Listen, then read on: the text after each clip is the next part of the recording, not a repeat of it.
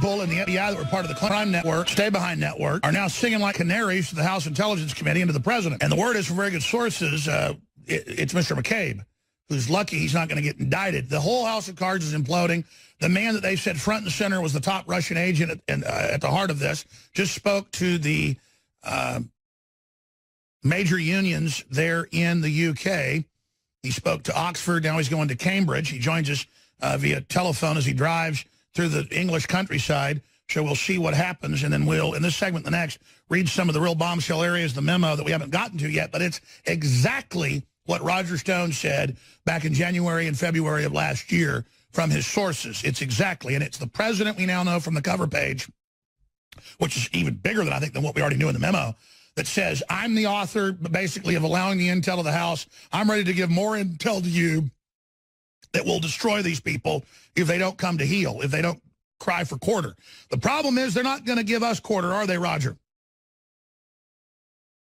Oh, Alex, I've got to tell you, in the 40 years I've been active in American politics, in the 10 presidential campaigns I've been through, I've never seen anything like this. And not only is it extraordinary, but equally troubling is the fact that the president's appointees as both FBI and CIA directors joined the cover-up and sought to keep this information from the American people.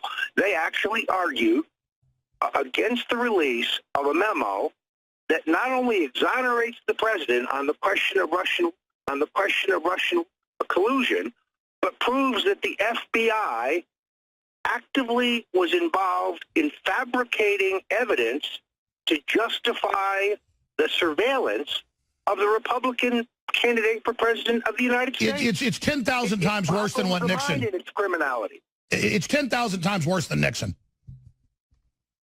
Oh, Watergate pales in comparison. This is the illegitimate use of the surveillance power and authority of the state against a major party candidate for president. And now they fought. So they're fighting to obstruct now. They perjured to Congress. They lied to the FISA court to get the 3 warrants.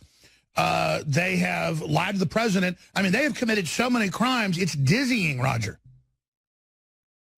Well, we now know that they fabricated the underlying evidence. They never told the FISA court the origins of the dirty dossier, that it had come not from the Bureau, not from our own internal investigations by our intelligence services, but from a political source.